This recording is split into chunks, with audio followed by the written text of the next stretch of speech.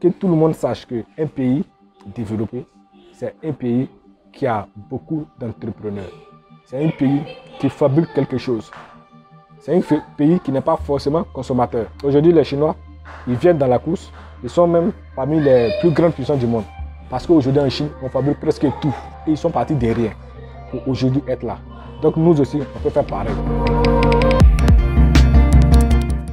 Alors, Roland Tano est un jeune entrepreneur ivoirien, âgé de 26 ans, qui exerce dans les domaines des drones. Je suis diplômé en finance comptabilité. Tout ce qui est électronique est un peu inné à moi. Voilà, je suis né avec. C'est quelque chose qui m'a toujours fasciné. Quand j'avais 5-6 ans, je ne me rappelle plus trop bien, j'ai commencé par bricoler des petits objets électroniques. Et là, ma passion a commencé à grandir au point où j'ai, à l'âge de 8 ans, électrifié une villa complète. Voilà, c'est-à-dire j'ai mis des ampoules dedans où on a pu ça s'allume parce que dans les villages, il n'y avait pas d'ampoule. Alors, après le BTS, voilà, ma soeur m'a dit, bon, tu as eu le BTS, on va chercher un travail pour te donner. Voilà, tu vas être comptable dans une entreprise.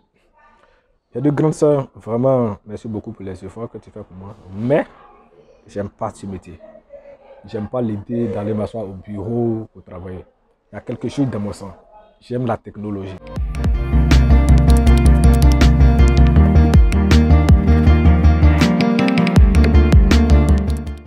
Le processus de fabrication se passe en 3 étapes. Voilà, c'est-à-dire ici, il y a des pièces, voilà, que j'ai réussi à faire, voilà, par impression 3D, c'est-à-dire par mon imprimante 3D, j'ai réussi à mouler quelques pièces. Voilà. Mais il y a par exemple le châssis qui est en carbone que je dessine et puis voilà, on m'expédie après. Voilà, maintenant concernant les pièces, voilà, ce sont des pièces open source, c'est-à-dire des pièces qui sont vierges. Voilà, je prends ces pièces, je les programme, je les façonne à ma manière pour donner quelque chose. Et après, la troisième étape, c'est de juste assembler les tout et de faire un programme à l'intérieur, selon mes envies tout simplement.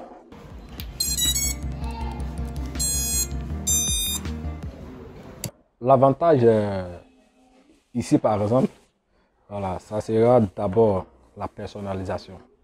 Voilà, quand je dis la personnalisation, c'est-à-dire le client va venir avec son cahier. C'est-à-dire il note, j'ai besoin de ça, j'ai besoin de ça, j'ai besoin de ça, j'ai besoin de ça. Parce qu'aujourd'hui, ça ne sert vraiment à rien d'aller prendre un drone voilà, qui coûte 5 millions, quand un drone de 2 millions sur place peut faire ton affaire. Ici, les Ivoiriens vont faire beaucoup d'économies. C'est-à-dire qu'ils vont prendre juste ce dont ils ont besoin pour travailler. Et après, s'ils trouvent qu'ils veulent faire autre chose, ils peuvent ramener ce drone. Pour que nous, ce qu'ils veulent faire, on injecte encore d'autres composants à l'intérieur.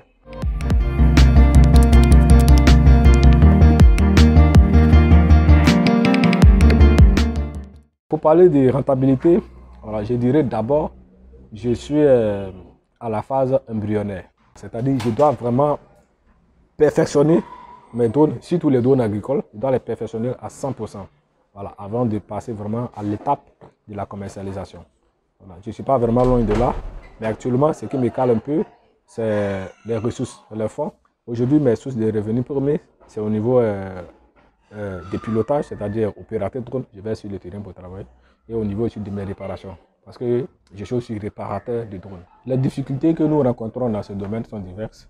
Voilà. D'abord, on a des entreprises et des particuliers qui ne nous font pas confiance. Voilà. La confiance est beaucoup versée aux Occidentaux. Vous savez, aujourd'hui, si on arrive à vraiment émerger, c'est que les autorités ont été favorables à cela. Voilà. C'est que les autorités, en quelque sorte, pas forcément financièrement, voilà, c'est qu'ils ont ouvert les portes pour que nous, on puisse voilà, être vraiment développés. Mais, sans vous le cacher, ces autorités négligent beaucoup les entrepreneurs qui fabriquent des choses. Il y a ce premier volet qui est là. Le deuxième volet, c'est naturellement le problème des finances. Voilà, ça coûte beaucoup cher de fabriquer un drone. Voilà, il y a aussi voilà, le manque de pièces sur les champs. Puis à côté de ça aussi, je dirais par exemple un problème de local dans mon cas. Parce que je travaille à la maison et je n'ai pas assez d'espace. Mon message va se porter sur 2 volets.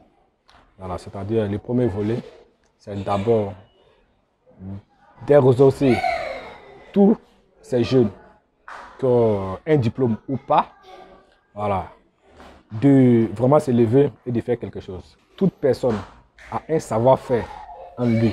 Que tout le monde sache qu'un pays développé, c'est un pays qui a beaucoup d'entrepreneurs. C'est un pays qui fabrique quelque chose. C'est un pays qui n'est pas forcément consommateur. Voilà, donc c'est cette population qui va rendre ce pays développé. Et c'est vraiment en faisant quelque chose. Le deuxième volet, c'est un appel que je lance aux autorités, à toutes ces personnes qui peuvent aider les jeunes entrepreneurs. Voilà. Nous, on a vraiment besoin de vous. On a vraiment besoin de vous, voilà, pour votre aide. Avec votre aide, on va aller loin, le pays va se développer et puis on pourra vraiment faire sortir quelque chose de l'eau. Aujourd'hui, les Chinois, ils viennent dans la course, ils sont même parmi les plus grandes puissances du monde. Parce qu'aujourd'hui en Chine, on fabrique presque tout. On fabrique presque tout. Et ils sont partis de rien pour aujourd'hui être là. Donc nous aussi, on peut faire pareil.